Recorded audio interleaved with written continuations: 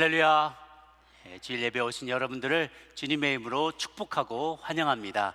은혜의 시간 되기를 바랍니다. 말씀 나누기 전에 중요한 광고 두 가지만 나누기를 원하는데요. 다음 주일 2월 20일 3부 예배 후에 우리 본당에서 현장과 줌으로 결산 공동회가 열릴 예정입니다. 참가 대상자는 세례받은 활동교인이고요. 2021년 12월 19일 이전 등록자입니다. 결산하는 사무실에 비치해 있으니까요. 이제부터 한 주간 동안 남으실 수 있고요. 안건은 재정감사보고, 재정결산보고, 2022년 수정예산보고, 감사위원 선정보고, 공천위원 인준이 있겠습니다. 그리고 다음 주일 날에는 저와 영어 예배 담당하시는 피터문 목사님이 강단 교류를 하게 됩니다. 1년에 2차례 저희가 준비하고 있고요. 서로 따로 떨어져서 다른 언어로 계속 예배 드리다 보면 완전히 다른 공동체가 돼요. 그래서 제가 1년에 몇 차례씩 그쪽으로 가서 그쪽에서 말씀 전하고, 또 목사님도 이쪽에 오셔서 한국말로 저희 둘 다 힘들대. 저도 영어로 준비한 거 힘들고 그분도 한국말로 준비하는 게 힘든데, 힘들어도 그것을 통해서 우리 공동체가 잘 하나로 잘 연결이 되고, 또 다음 세대 우리 신앙이 잘 전수되기 위해서 노력하고 있기 때문에 여러분들 이해해 주시고 또 많이 기도해 주시기를 부탁드리겠습니다. 오늘 사도행전 13장 말씀 계속해서 사도행전 강의로 진행합니다. 여러분, 만약에 아프리카 오지에서 어떤 교회라는 것을 한 번도 구경해 본 적도 없고 다녀본 적도 없고 들어본 적도 없는 사람이 어느 날 갑자기 미국에 와서 이 자리에서 저 뒤로 딱 들어와서 본다, 이 광경을 본다면 어떤 생각이 들 것 같으십니까? 아니, 사람들이 와 이렇게 많이 모여 있는 거 보면 일단은 신기하겠죠. 뭐 주나? 뭐 구경거리가 있나? 궁금해할 거예요. 사람들이 이렇게 들어옵니다. 그럼 막 처음에 찬양한단 말이에요. 도대체 무슨 노래를 부르나? 이 사람들은 노래하는 걸 좋아하나 보다. 콘서트장인가? 막 성가대가 찬양도 하고 막 연주도 하니까 야, 듣기 좋네. 그러면 뭔가 콘서트를 구경하려고 사람들이 왔나? 그런데 이제 제가 또 이렇게 설교를 하기 시작하면 저건 무슨 얘기를 하나? 제가 실제로 탈북 사역을 할 때 북한에 있다가 남한에 처음 와서 예배를 처음 드려본 분이 제가 이렇게 설교를 딱 끝나고 나니까 어이, 목사 선생 연설 잘하대요 그러는 거예요. 연설한다고 생각해요. 북한에서 하는 것처럼 뭐 평가하고 막 뭐 이렇게 사상투쟁하고 연설 잘한다고 생각하는 거예요. 사람의 말로 생각하는 거죠. 그리고 끝난 줄 알았더니 막 돈을 내네. 막 돈을 막 내요. 이거 뭐지? 그리고 나서 끝나고 났는데 시키지도 않았는데 다 가서 뭐 청소하고 뭐 밥 나르고 주차 봉사하고 뭐 새가족 회의하고 뭐 양육팀 회의하고, 그래서 뭘 또 뭐 배운다 그러고 시키지 않은 일을 막 알아서 막 발런티어로 한단 말이에요. 저건 또 뭔가, 왜 시키지 않는 일을 저렇게 기쁘게 좋아라 저렇게 하는 걸까 궁금해할 겁니다. 우리가 하는 많은 활동들의 그 목적이 무엇인지 한번 본질을 살펴보면 좋겠어요. 여러분, 우리가 이곳에 왔는데 성가대 노래가 좋아서 왔다. 사실 더 좋은 노래 콘서트장 가면 들을 수 있거든요. 돈 내고 티켓 사서 좋은 콘서트 가면 들을 수 있어요. 내가 노래를 부르는 걸 좋아한다. 그럼 노래방 가시면 되잖아요. 근데 왜 우리는 여기서 특정한 노래들을 부르는 걸까? 좋은 연설 들어가면 뭐 요즘 테드 강의 좋은 거 많습니다. 유튜브 강의도 좋은 거 많고요. 뭔가 좀 인생에 도움이 될 말을 들으려면 처세술에 대해서 강의하는 사람도 많이 있어요. 성공적인 삶에 대해서 쫙 강의하는 것도 많습니다. 대학 가서 등록해서 대학 강의를 들어도 돼요. 아니, 내가 좀 외로워서 친구 사귀려고 골프장 가도 친구들 많이 있습니다. 뭐 한인회 같은 데 가셔도 여러 소셜 클럽에도 가서도 있을 수 있고요. 연세 드신 분은 너싱홈에 가셔도 거기에 나이 또래 많으신 분하고 많이 좋은 이야기도 나누시고 시간을 가질 수 있어요. 가난하고 소외된 사람 도와주는 게 좋아서 NGO가 그런 거 더 잘합니다. 그런 데 가셔서 가난한 사람, 소외된 사람 잘 도울 수 있잖아요. 그런데 왜 우리는 굳이 이 황금 같은 주일날 이 오전 시간 뿐만 아니라 어떤 분들은 종일을 남아서 교회에서 봉사하며 섬기는 이 일을 왜 할까요? 이것은 교회의 본질과도 관련된 부분이에요. 왜 우리는 교회로 모일까? 교회는 도대체 어떤 곳일까? 제가 캄보디아 선교를 갔을 때 선교사님이 계셔서 사무실 가서 기도하고 같이 이렇게 후원금도 전달하고 이런저런 환담을 나누다가 궁금해졌어요. 선교사님 사역하시는 그 선교지 저희가 좀 가서 교회에 가서 같이 한번 우리 팀들이 기도하고 싶네요. 그 선교지 교회 좀 안내해 주시겠습니까? 그랬더니 이 선교사님이 조금 주저주저 하시는 거예요.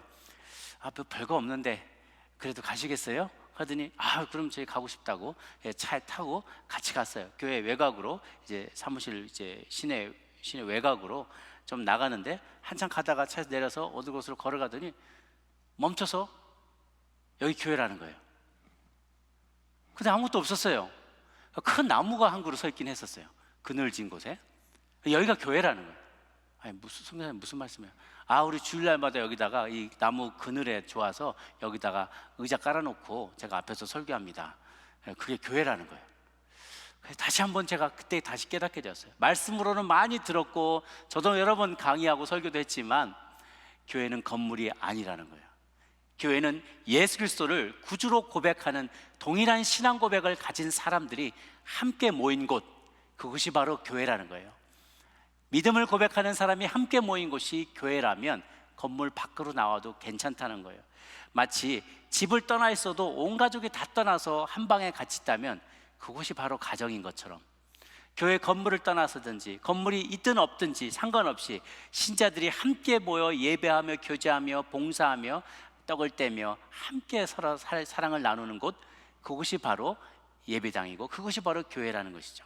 그래서 우리가 가정마다 동영 예배를 드리잖아요. 가정에서 돌아가면서 또 가정 예배를 드린다면 그것이 바로 가정교회가 되는 것이죠. 어떨 때는 직장에서 예배 드릴 때도 있어요. 또 직장에서 직장에 공간이 있어서 그곳에 동료 식구를 초대해서 예배 드린다면 일터 교회가 되는 것이죠.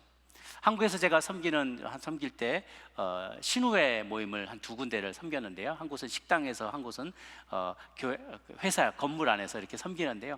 다들 너무 바빠요. 그냥 눈끝도 없이 바쁘다가 12시 땡 하면 그냥 쏜살같이 달려와서 막 찬양하고 말씀 듣고 교제하고 그리고 한 5분 10분 만에 후다다닥 싸온 도시락까지 막 먹고 또 허겁지겁 다시 일터로 돌아갑니다. 그러나 그 짧은 한 40분 되는 그 시간 동안에 예배하며 말씀 들으며 그들이 다니는 그 회사를 위해서, 회사의 CEO들, 경영진들을 위해서 성경적으로 경영할 수 있도록 이 물질의 주권자 되신 하나님을 고백하는 그런 기업, 성경적인 기업 되게 해달라고 얼마나 기도 많이 하고, 또 믿지 않는 동료들을 잘 전도할 수 있게 해달라고 얼마나 열심히 기도하는지 몰라요. 그래서 그런 곳에서 세례도 베풀곤 합니다. 안 믿는 사람이 도시락 먹으러 왔다가 어디 가냐고 따라왔다가 그 직원이 예수님 믿고 세례받는 일들이 생겨나요. 식당에서, 카페에서 막 뷔페식으로 막 음식 차리는데 주방장들이 막 닦으면서도 거기 나와서 같이 예배 드립니다. 어떤 사람은 뒤에서 꾸벅꾸벅 졸아요. 일이 너무 피곤하니까. 그래도 그 자리를 지키며 예배하는 곳, 그것이 바로 일터 교회인 것이죠. 하나님은 우리 모두가 건물과 상관없이 같은 믿음을 가지며 모이기 시작했을 때 그곳에 기름 부으시면서 현장에 영으로 임하시게 됩니다. 여러분이 임하시는 곳, 여러분이 거하는 그 가정, 여러분이 일하는 그 일터가 바로 교회가 되기를 주님의 이름으로 축복합니다. 초대교회는 그렇게 시작했습니다. 건물도 없이 아무 개의 집안에 혹은 회당을 빌려서 혹은 일터 조그만 구퉁이에서 모이기 시작했어요. 핍박도 많았기 때문에 때때로 장소를 바꿔가면서 서로 암호표를 주고받으면서 이번 주는 여기 모여, 다음 주는 저기서 모여, 그러면서 숨죽여 예배하던 그 예배당이었어요. 이 사도행전에는 세 차례 걸친 바울의 전도행이 중점적으로 기록이 되어 있는데요. 우리가 착각하지 말아야 될 것은요, 이 사도행전에만 일어난 일들이 그 당시에 일어난 일의 전부 다가 아니라는 거예요. 이건 정말 조족지혈이에요. 이것뿐만 아니라 이거는 주로 바울의 이야기만 나와 있잖아요. 베드로도 안드레도 도마도 수많은 사도들과 성도들이 그때 당시부터 이제 곳곳으로 흩어져 나가서 땅 끝까지 나가서 복음을 증거하기 시작했다는 거예요. 베드로는 안디옥으로 왔다 갔다 하다가 나중에 바울이 목회를 시작한 로마에서 선교 사역을 시작했고요. 그 형제인 안드레도 소아시아와 헬라 세계에서 열심히 사역하다가 결국 순교하게 됐죠. 도마도 페르시아와 인도까지 나가서 선교하다가 결국은 순교당하게 된 것을 우리는 전해 듣고 있습니다. 이렇게 사도행전 13장을 기점으로 해서 많은 사도들과 성도들이 핍박당했지만 핍박을 계기로 수많은 곳으로 나아가서 복음이 사방에 전해지면서 아시아와 유럽과 아프리카 3개 대륙에 걸쳐서 그 당시 알려진 세계에 모두 다 복음이 전파되기 시작하면서 이제 서서히 동쪽으로 우리 한국으로까지 아메리카 대륙으로 전 세계로 포괄하는 복음의 역동적인 역사가 일어나게 되는 것이죠. 이 13장이 이렇게 흥분되는 사도행전의 역사의 첫 시작이 되는 것입니다. 본문에서 발견하는 우리 첫 번째 요지는 이 안디옥 교회는 부르심을 받은 다양한 성도들의 모임이었다는 사실입니다. 1절을 보면은 안디옥 교회에 선자들과 교사들이 있으니 곧 바나바와 니게라는 시몬과 구레네 사람 루기오와 분봉왕 헤롯의 젖동생 마나엘과 및 사울이라라고 했습니다. 참 이 안디옥 교회는 그 태동부터가 매우 정말 역동적인 성령의 역사로 말미암은 것을 우리가 보게 돼요. 안디옥은 그야말로 멜팅 팟이라고 했습니다. 지난번에 11장에도 제가 소개를 드렸던 것처럼, 그래도 그곳에는 유대인들과 헬라인과 우상 숭배자와 도박꾼과 술꾼들과 성전의 창기들과 이런 사람들이 우글우글하는 국제 도시였어요. 알렉산드리아와 그렇게 로마와 알렉산드리아와 이 안디옥, 이 세 개 도시가 로마 제국 내에서 가장 유명하고 커다란 대형 교회였다고, 국제적인 교회였다고, 국제적인 도시였다고 제가 말씀을 드렸죠. 국제적이다 보니까 많은 상인들과 온갖 잡다한 신들이 다 모여 있어서 정말 음란하고 도덕적으로 타락하고 다양한 잡신을 섬기는 그런 도시가 되기 십상인 것이죠. 어찌 보면 혹시 뉴욕에서 오신 분들 좀 싫어하실 수 있겠지만 뉴욕과 비슷해요. 월스트리트의 거물들과 부자 거부들과 가난한 소시민들이 다 섞여 있어요. 약물 중독자들과 동성애자들과 온갖 신을 섬기는 사람들과 다양한 국적을 가진 사람들이 다 함께 모여 있는 멜팅팟과 같은 그런 도시가 바로 이 안디옥이었던 것이죠. 그런데 웬일로 이 안디옥에 교회가 세워지게 되었나? 지난 시간에 우리가 본 것처럼 지지난번에 우리 11장의 19절에 보면 제가 한번 보도록 할게요. 11장 19절에 그때 스데반의 일로 일어난 환난으로 핍박 때문에 흩어진 자들이 베니게와 구브로와 안디옥까지 들어 유대인에게만 말씀을 전했다. 베니게는 두로와 시돈, 피니키아 세계를 말하는 겁니다. 두로와 시돈 혹은 구브로, 이게 사이프러스 조그만 섬 있죠. 거기와 안디옥까지 이르러서 유대인에게만 말씀을 전했다 그랬어요. 그런데 그 다음 20절에 보면 그 중에 구브로와 구레네, 구브로는 사이프러스라고 그랬고 구레네는 사이렌이라고, 이름이 좀 우리 영어 발음하고 조금 다르긴 한데요. 구브로와 구레네 몇 사람이 안디옥에 이르러 헬라인에게도 말하여 주 예수를 전파했다. 지도를 한번 보여주시면 지도상에서 봤을 때 안디옥 교회가 오른쪽에 나와 있겠고요.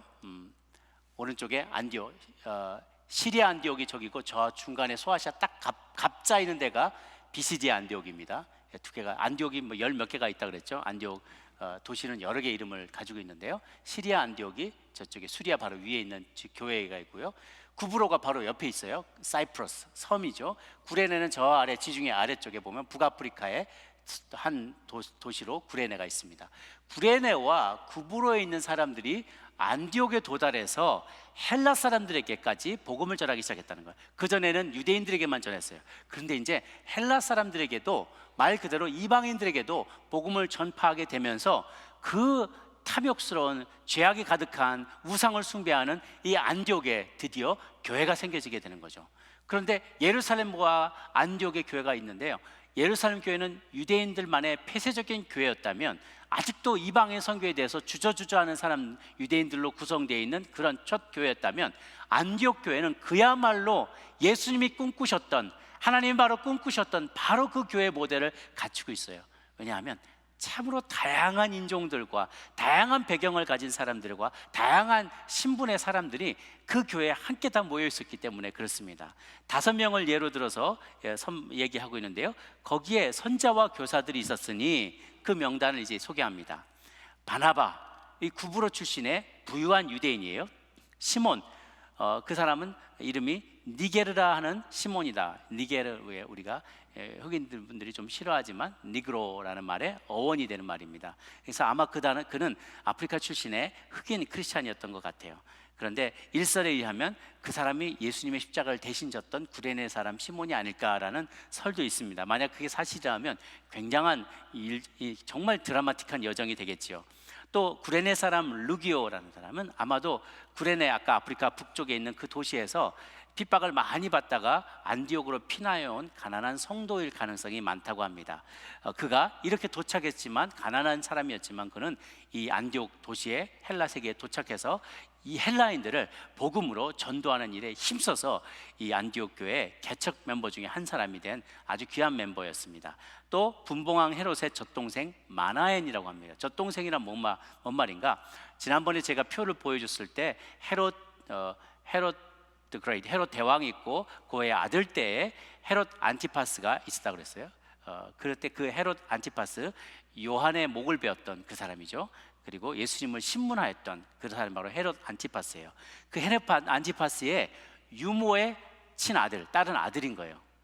그러니까 헷갈리시면 그 헤롯 안티파스의 젖먹여 키우는 친엄마가 아니고 유모가 있었다는 거예요. 그 유모가 있으니까 유모의 아들이 있지 않았겠어요? 그러니까 이 젖동생, 같은 젖을 먹고 자란 동생이 되는 것이죠. 그래서 그래도 그는 높은 집안의 귀족의 집안일 거예요. 왜냐하면 헤롯 왕가에 출입하는 그런 사람이었기 때문에 귀족 출신의 마나엔이 있었어요. 사울은 전직 기독교를 핍박하던 아주 저승사자 같은 랍비였는데, 전환해서 믿게 된 헬라파 유대인인 것이죠. 헬라 세계에 살았던 유대인 랍비예요.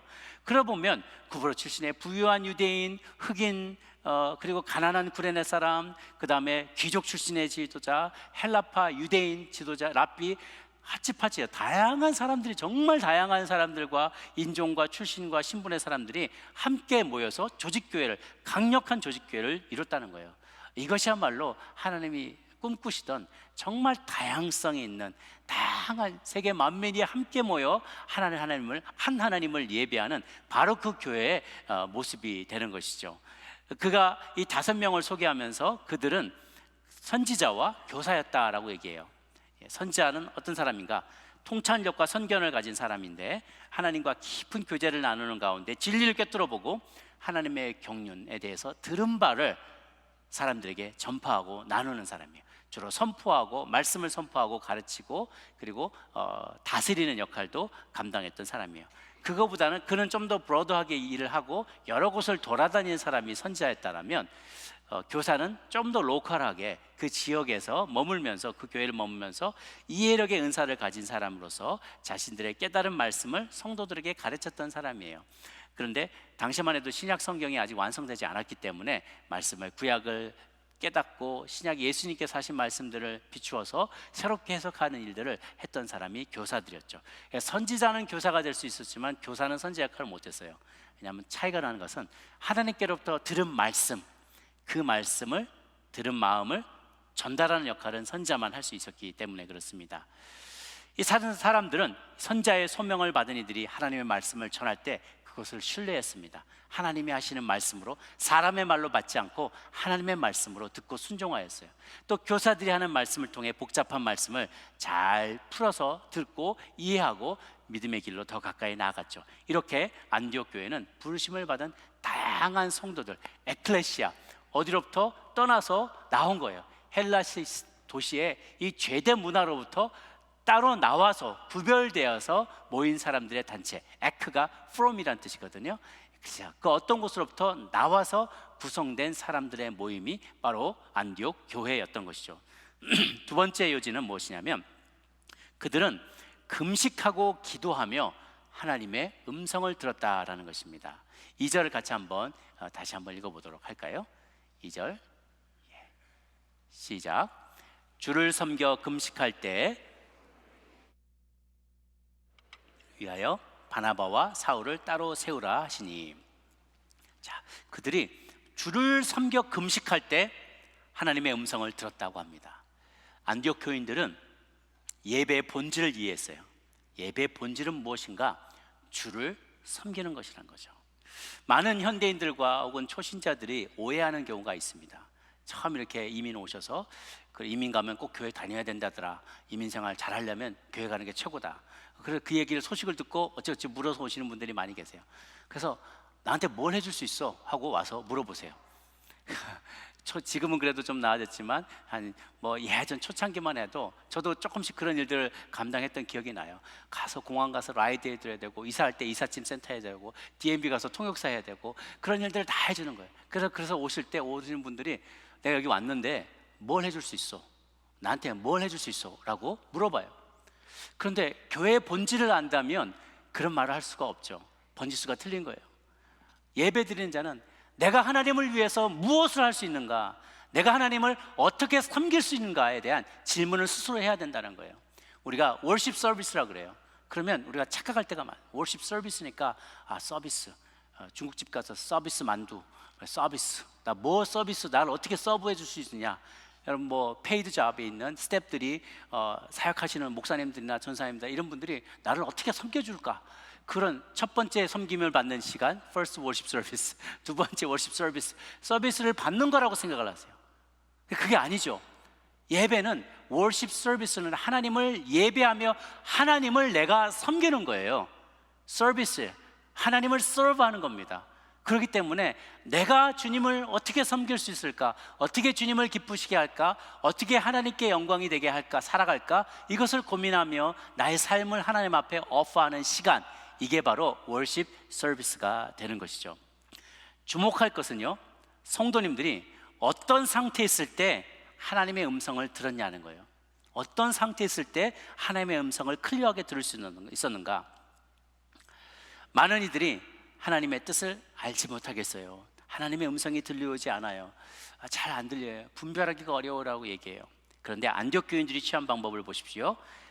주를 섬겨 금식할 때, 주를 섬겨 금식할 때, 예배하며 금식하며 경건을 실천할 때 하나님의 음성이 들려왔다는 거예요. 안디옥 교인들은 주를 예배하였고 자주 교회의 주요한 사안들을 놓고 금식하며 기도했었어요. 그러자 하나님의 음성이 들려옵니다. 안디옥 교회에 아마 선지자들을 통해서 작고 세미한 음성으로 하나님의 음성이 들려왔던 것 같습니다. 그럴 때 그들이, 선지자들이 하나님의 의도를 파악하고 하나님의 뜻과 하나님의 경륜을 이해하고 받은 은사대로 그것을 이해하고 성도들과 함께 나눴을 때 성도들이 그것에 대해서 동의하고 순종하기로 결정하는 그런 과정을 겪은 것이죠. 그때 들려온 음성이 내가 불러 시키는 일을 위하여 두 사람을 세우라라는 거예요. 내가 불러 시키는 일을 위하여 두 사람을 세우라. 그 음성을 들었을 때 안디옥 교회 사람들은 누가 이를 위해 적합한 사람인지, 또 신학적으로 이것이 옳은 일인지 막 논쟁을 벌이다고 나와 있지 않아요. 열심히 토론했다고 나와 있지 않아요. 오히려 기도하는 가운데 들려온 성령님의 음성에 들린 만큼만 그대로 순종하였던 거예요.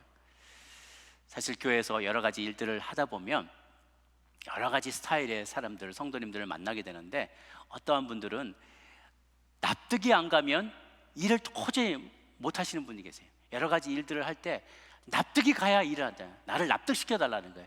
이게 합당한 것인지, 이게 맞는 것인지, 이게 가장 효과적인 것인지 나를 납득시켜 달라고 얘기를 하세요.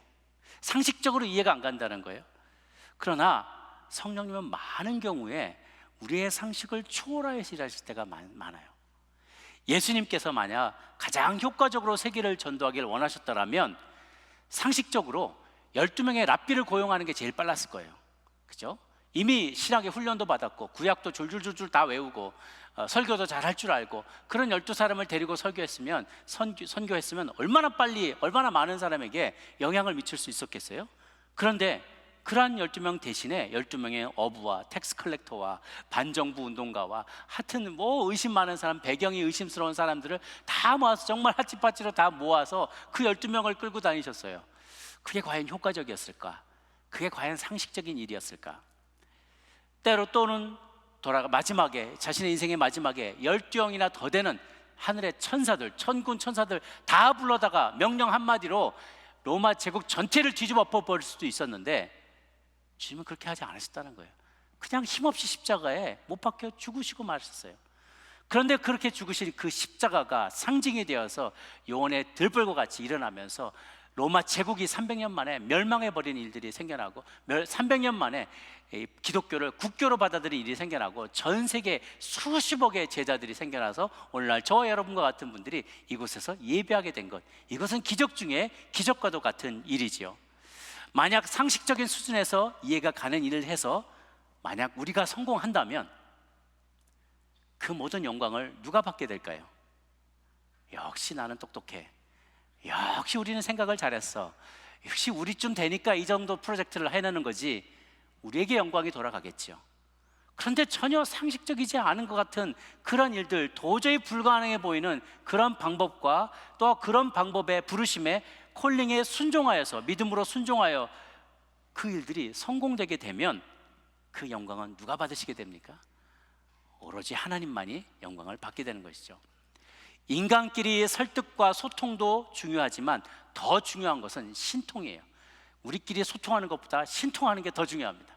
하나님과 통해야만 돼요. 하나님의 뜻을 발견하는 것이죠. 그래서 저는 절대로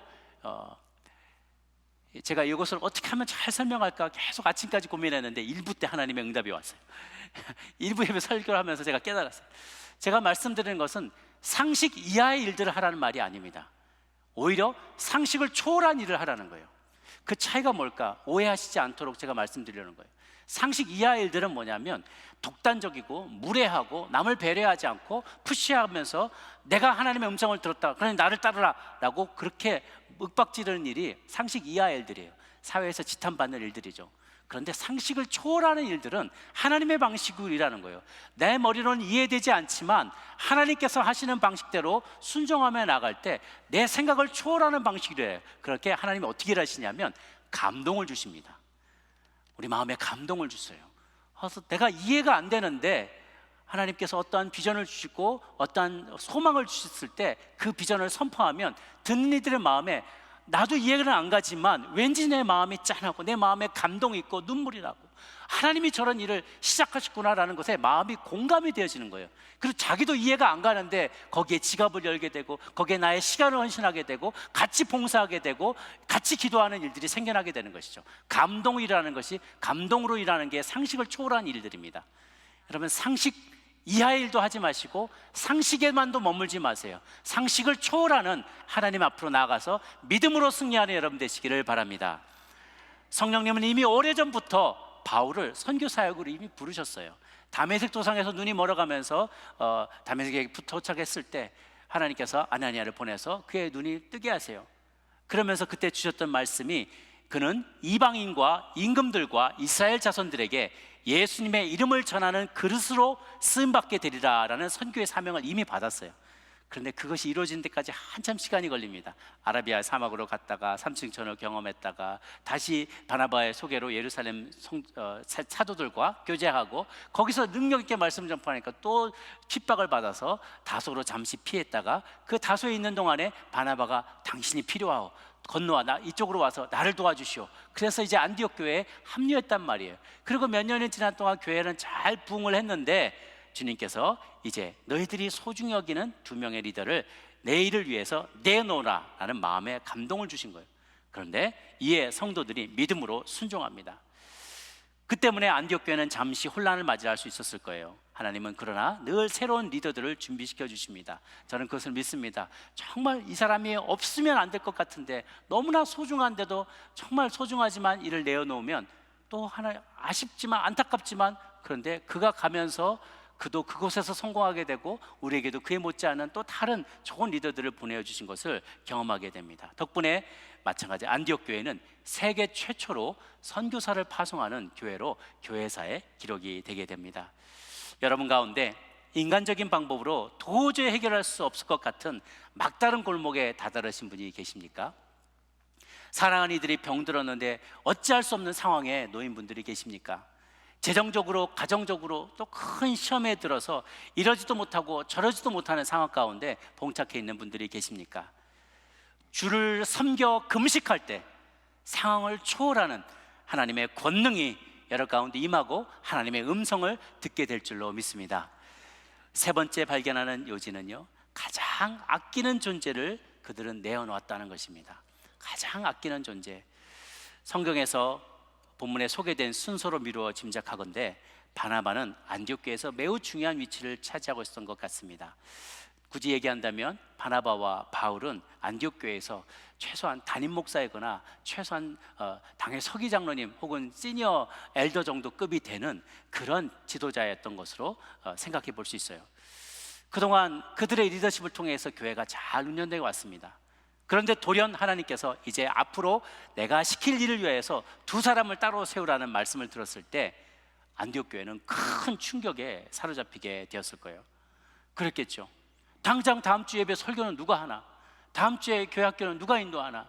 다음 주에 우리 회의할 때 이것을 지혜롭게 마무리해주고 좋은 제안을 알려주고 교회의 히스토리를 알려주고 예수님의 말씀대로 비춰서 이 모든 결정을 내리도록 도와줄 그 사람이 어디나, 누가 그 역할을 하냐? 그러면서 우왕좌왕했을 수 있어요. 당황했겠죠. 이 본문에 보내다라는 표현이 2번 나옵니다. 3절에 이에 금식하며 기도하고 두 사람에게 안수하여 보내니라 3절에 한번 나오고요, 4절에 두 사람이 성령의 보내심을 받아 이제 선교여행을 떠났다라고 되어 있어요. 3절 4절에 보내다라는 말이 단어가 원래 언어가 다 뜻이 다른데요, 3절에는 놓아주다, 풀어주다 라는 뜻이고요, 4절은 말 그대로 보내다, 샌딩한다는 거예요. 3절은 release 하는 거, let them go, release. 무슨 뜻이냐? 누군가를 마음에서 풀어준다는 것은 더 이상 나의 소유가 아닙니다. 더 이상 그 사람에 대한, 그 물질에 대한, 그 공간에 대한, 그 재정에 대한 집착을 내려놓겠습니다 라는 항복 선언이에요. 안디옥 교인들에게 바울과 바나바는 정말로 소중한 동역자였지만, 그들이 정말 마음이 쉽지 않았지만 그 어려운 마음을 그들을 풀어주고 놓아줄 수 있는 결정을 내릴 수 있었던 것은 그들이 금식하며 기도했기 때문에 그래요. 어렵지만 순종합니다. 어렵지만 얼마 동안이나 빌려가시려고요? 그러면 어디로 보낼 건데요? 우리에게 예산이 없는데요? 이렇게 퀘스천하지 않았어요. 주님께서 그렇게 쓰시겠다 하면, 주께서 쓰시겠다 하라 그러면 내어 드리는 거예요. 가장 소중한 것을, 쓰고 남는 것이 아니라 가장 소중한 것을 올려드렸던 것이죠. 여러분, 우리가 하나님의 음성을 백날 들어도 거기에 순종하지 않으면 아무런 소용이 없는 거예요. 못 들은 거나 다름이 없어요. 안디옥 교인들은 들려온 그 하나님의 음성에 퀘스천하지 않고 거기에다 이의를 제기하지 않고 즉각적으로 순종합니다. 이러한 내려놓음의 태도는 교회 생활뿐 아니라 우리의 삶의 많은 부분에도 적용이 됩니다. 때로는 성령님께서 우리의 삶에 가장 소중한 것을 내어놓으라고 요청하실 때가 있어요. 그럼요, 한번 내려놓아 보십시오. 지금은 움켜쥐고 있는 게 이득인 것 같지만 내려놓는 것이 더 큰 축복이라는 것을 나중에는 깨닫게 돼요. 사람이 성장하면 어릴 때 일을 버려야 한다고 하죠. 말씀에 보면 내가 어렸을 때에는 말하는 것이 어린아이 같고 깨닫는 것이 어린아이 같고 생각하는 것이 어린아이 같다가 장성한 사람이 되어서는 어린아이를 버렸노라 라고 바울이 얘기합니다. 몸은 성인이 되었지만 마음속에 아직도 어린아이 같은 마음을 가지고 있는 사람이 있어요. 그런 사람을 성인 아이라고 합니다. 성인 아이예요. 그 말은 어렸을 때 욕구가 다 채워지지 않아서, 어렸을 때 그 단계, 발달 단계에서 그 욕구가 채워지지 않으면 나이가 들어서 여전히 그것에 대한 갈증을 느끼면서 그것을 추구한다는 거예요. 성인인데 마음속에 아이가 살고 있어요. 우리도 어쩌면 어느 정도는 우리 가운데 그런 성인 아이들의 기질들이 있어요. 어떤 분은 그것이 굉장히 극단적으로 드러나는 분들도 있습니다. 어떤 특징인가? 아이의 속성이 성인 안에 그대로 있는 거예요. 예를 들면 절대로 남에게 지지 않으려는 거, 말할 때도 논쟁할 때 난 절대로 지지 않으려고 하는 거, 억지를 부려서라도, 혹은 패배를 받아들이지 못하는 거. 요즘 올림픽 경기가 한창 열리는데 패배를 받아들이지 못하거나 반칙을 해서라도 꼭 금메달을 따르는 어떤 사람들이 있어요. 어떤 사람은 얘기 안 할게요. 너무 속상해. 그런데 꼭 그렇게 하면서라도 어떻게든지 막 이기려고 패배를 받아들이지 않고 수단과 방법을 버리지 않는 사람, 쉽게 분노하고 감정 조절 못하는 사람, 절제하지 못하고 먹는 거, 입는 거, 쓰는 거 절제하지 못하고 그렇게 하는 사람, 또 남과 어울리지 못하는, 소셜라이즈 잘 못하는 사람, 이기적이기 때문에 남들이 안 끼워줘요.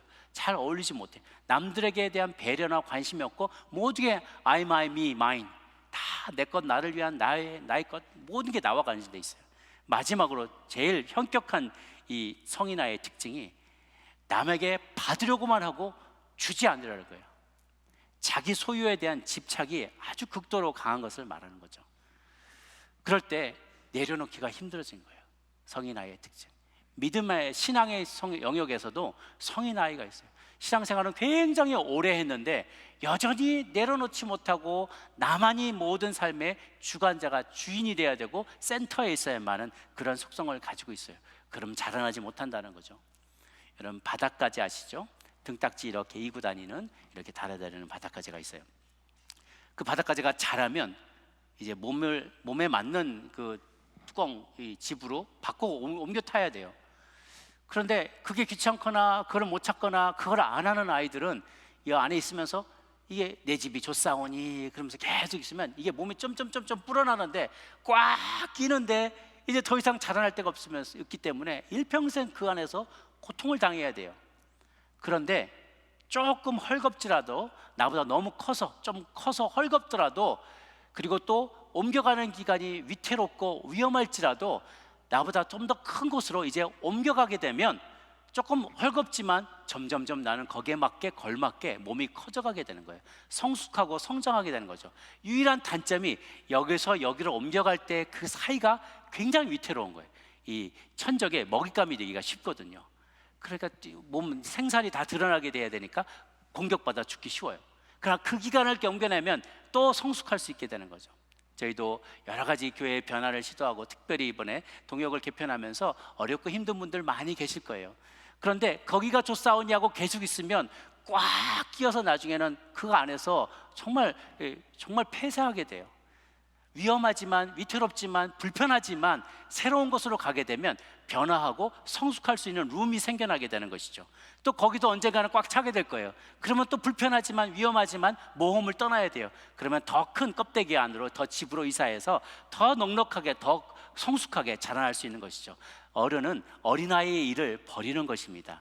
예전 것이 좋다고, 지금 갖고 있는 것이 소중하다고 그것만 꼭 안고 있는 것이 아니라 그것을 내려놓음이 축복이라는 그 비밀을 깨닫는 사람이에요. 내려놓음이 축복입니다. 나누는 것이, 주는 것이 받는 것보다 더 복이 있습니다. 그러한 진리를 이제 깨닫게 될 때 우리는 더욱 성숙하게 되는 것이죠. 때로는 자녀들이 결혼해서 떠나보내고 나서도 내 마음에서 내려놓지 않는 분들이 계세요. 어떻게 키운 자식인데, 내가 어떻게 키운 자식인데. 그 애틋함이 클수록, 키우는 과정에서 힘들고 희생하고 애틋한 마음이 클수록 더 내려놓기 어렵죠. 그러면 그것이 자녀를 위한 잔소리고 자녀를 위한 나의 생각이라고 사랑이라고 생각할지 모르지만 두 사람이 다 죽게 되는 거예요. 마음에서도 이제는 떠나보내줄 때, 떠나보내야 그는 건강한 성인으로, 독립된 성인으로 아내와 부모와 떠나서 아내와 한 몸이 되면서 온전한 가정을 이룰 수 있게 되는 것이죠. 시간이 지나서 내가 전에 누리던 특권을 이제는 내려놔야 될 때 그것도 let it go, 내려놓을 수 있어야 돼요. 내가 맡던 어떤 역할이 있는데 이제는 내가 나이가 들어서 그 역할을 내려놔야 돼요. 그걸 내려놓는 마음도 성숙하는 마음이에요. 어떤 공간도 마찬가지예요. 어떤 위치도 마찬가지예요. 물질도 마찬가지예요. 근데 이게 하루아침에 안 이루어지더라고요. 내려놓으면 훈련해야 됩니다. 작은 것을 내려놓아야 큰 것도 내려놓을 수 있어요. 11조 할 때 10원, 100원, 뭐 1달러, 10달러, 100달러 벌 때, 용돈 코 묻은 용돈 받을 때 거기에 11조를 구별하는 훈련을 해야 나중에 10,000달러, 10만 달러 벌 때 과감하게 이건 원래부터 내 게 아니었어 라고 내려놓는 게 편해져요. 그래서 내려놓으면 연습입니다. 포기하는 것은 연습입니다. 훈련입니다. 작은 것을 내려놓을 수 있을 때 큰 것도 내려놓을 수 있습니다. 안디옥 교회 성도님들은 그것을 내려놓을 수 있을 만큼 짧은 역사를 가졌지만 정말로 성숙한 신앙을 가졌어요. 그래서 앞서 12장에서도 자기들도 부족하지만 예루살렘 교회의 성도들 위한 구제헌금을 드릴 정도로 넉넉하고 열린 마음, 성숙한 태도를 가졌습니다. 이제는 생전 본 적도 없는 사람들을 위해서 섬기라고 두 사람을 내어놓으라고 했을 때 자기들에게도 너무나 소중하지만 이 두 명의 리더를 내려놓게 되는 것이죠. 성령의 음성에 믿음으로 순종하며 반응한 것입니다. 사랑하는 우리 연합장로교회 성도 여러분, 여러분 모두도 안디옥 교회 교인들과 못지않는 성숙한 마음과 넉넉한 마음으로 내려놓음을 실천함으로 하나님이 주시는 더 큰 복락을 누리시는 그러한 여러분 되시기를 주의 이름으로 축복합니다. 네 번째는 안수가 사역자의 신적인 기원이라는 것입니다. 이 3절 말씀을 같이 한번 읽어보도록 할까요? 3절 말씀 시작. 이에 금식하며 기도하고. 안디옥 교인들은 아까도 음성을 들을 때도 금식하며 나갔다고 했는데, 주를 섬겨 금식했다고 했는데, 또 이제 안수할 때도 이에 금식하며 기도하고, 금식을 밥 먹듯이 했어요. 여기도 또 금식하며 기도하고 주의 음성을 듣고 그 다음에 두 사람에게 안수하며 세웁니다. 안수는요, 이미 하나님께서 세우신 자를 교회가 어프로브한다, 우리도 동의합니다라는 것을 공적으로 보여주는 의식이에요. 그 의식을 통해서 사람이 무슨 내 제자로 삼겠다 하고 이렇게 머리에 손 얹고 기도하는 게 아니라 우리는 그저 도구에 불과합니다. 기도하는 자는 기도하는 그 사람을 통해서 하나님의 권능이 그에게 전달이 되는 것이죠. 그것을 통해서 그는 또 받은 그 전달 권능을 다른 이에게 또 전파하는 거예요. 저도 많은 분들에게 정말 기도하면서 나갈 때 집회에서 제가 정말 저분에게 안수받고 싶었다, 그런 분들에게 저도 기도를 많이 받았어요. 그렇게 받으면서 저에게도 또 흘러가도록 저희는 간절히 기도하는 것이죠. 그러한 안수 의식을 통하여 사람이 세워지는 그 모습은 성도들 모두에게 성도가 사역자로 세워지는 것의 기원이 하나님께 있다는 것을 인정하는 의식이에요. 그래서 외형적으로는 사람이 뽑습니다. 그러나 그 모든 과정을 개입하시고 주관하시는 분이 하나님인 것을 우리가 인정하는 거예요. 어제도 저희들이 당회에서 공천위원들을 뽑았는데요, 공천위원들 리더십들이 다 뽑아주셨지만 여러분들이 동점자들이 있어요. 뭐 5표를 다 받은 사람 5, 4444, 3333 이렇게 동점자들이 여럿이 있다고. 그럼 저희가 누구부터 연락을 해야 될지 모르니까 저희들이 제비 뽑는단 말이에요. 당회원들이 같이 제비를 뽑았어요. 그래서 1번은 못하겠다고 하신 분들이 사정이 있으면 두 번째, 2번, 2순위, 3순위로 계속하면서 저희들을 앞으로 뽑게 될 이제 공천위원들을 거기서 이렇게 뽑게 되는 것이죠. 나중에 이제 9월달 되면 저희와 안수집사님 또 장로님들을 뽑게 됩니다. 그럴 때 사람이 뽑지만 그 과정 이면에 여러 경로를 통해서 성령님이 개입하신다는 걸 우리가 믿어요. 왜냐하면 모든 직분의 기원이 하나님께 있고 하나님께서 세우셨다는 것을 우리가 믿기 때문에 그렇습니다. 그래서 여러분들, 우리 모든 직분자들은요, 하나님께서 나를 이 자리에 세운 것처럼 저 사람을 저 자리에 세웠다는 것을 서로 인정해 줘야 돼요. 그러면 우리는 서로를 존중하게 되고 저 사람을 통해서 일하시는 하나님, 그리고 나를 통해서 일하시는 하나님이 함께 하모니를 이루면서 주님의 몸된 교회를 섬기게 되는 것이죠. 그럴 때 우리는 겸손하게 우리 각자보다 더 크신 하나님의 결정 앞에 자신의 어젠다를 내려놓게 되는 거예요. 그러면서 하나님의 교회에 멋지게 섬겨날 수 있게 되는 것이죠. 마지막으로 5번째, 구속사와 선교의 주관자가 성령 하나님이시라는 것입니다. 이제 안디옥 교회에서 출발하는 세계 최초의 선교팀이 구보로를 향하여 출발합니다. 바나바는 자신이 떠나온 고향의 동족들에게 기쁜 소식을 전할 수 있게 됐다는 이런 마음의 흥분함에 정말 기뻐서 첫 출발지로 나아가게 됩니다. 이후 이 안디옥 교회는 바울 사도의 모든 선교지의 출발지가 되고 또 돌아오는 도착점이 돼요. 이쪽에 1차로 나갔다 들어오고 2차로 나갔다 들어오고 3차로 나갔다 들어옵니다. 계속해서 나갔다가 가서 서플라이를 다 공급받고 또 나가서 공급받고, 그래서 안디옥 교회는 그를 파송한 교회, 후원하는 교회가 돼요. 처음 시작점도 되고 파송한 교회도 되는 것이죠.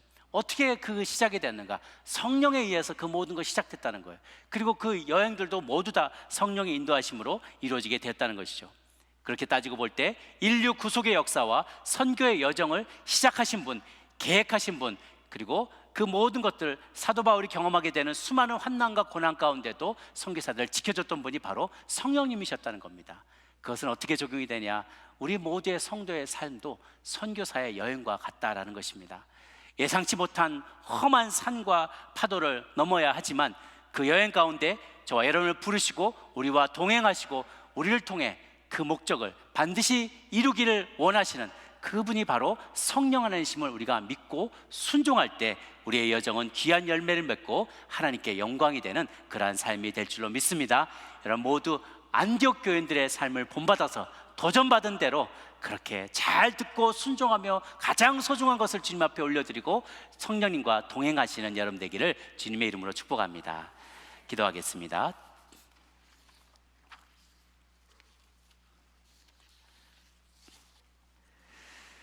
안디옥 교회에 다양한 부름을 받은 사람들이 있었습니다.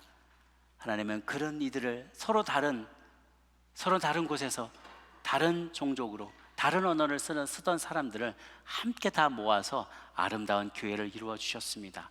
그 가운데 다양한 은사자들을 허락하셨습니다. 또한 금식하며 기도하며 하나님의 음성을 듣고 순종하는 자들이 되었습니다.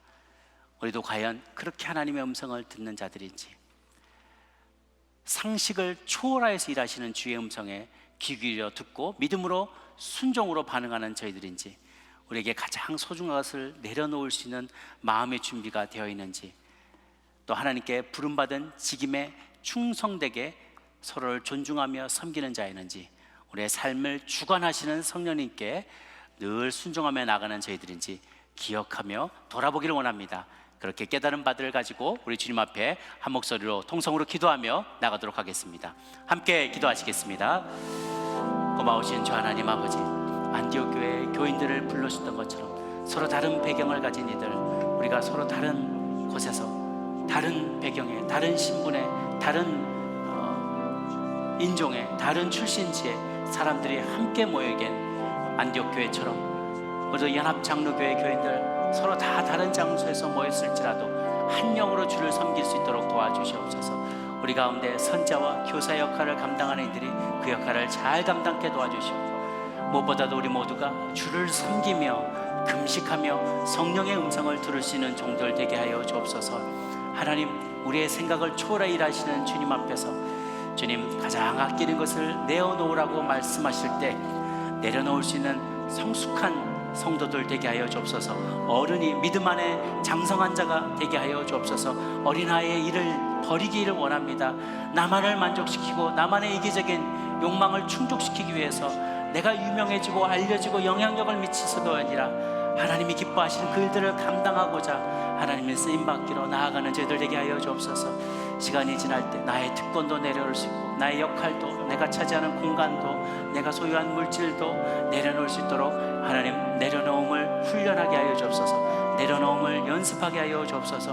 하나님, 우리가 부름받은 사역자들이 있다면 하나님은 내가 부름받은 것처럼 다른 이들도 하나님께 부름받았다는 사실을 인정하고 서로를 존중하면서 교회를 아름답게 섬겨나갈 수 있도록 도와주옵소서. 하나님, 우리의 인생과 온 인류사와 이 구속사가 주님 성령 하나님에 의하여 주관되고 있음을 믿고 의지하고 의심치 않고 순종하며 나가는 저희 되게 하여 주옵소서.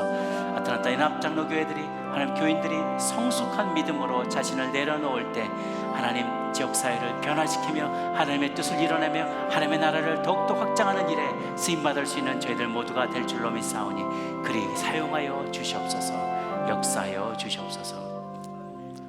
좋으신 하나님, 가장 소중한 것을 내려놓으라 말씀하실 때 그 음성에 잘 순종하여 들을 수 있는 저희들 되게 하여 주옵소서.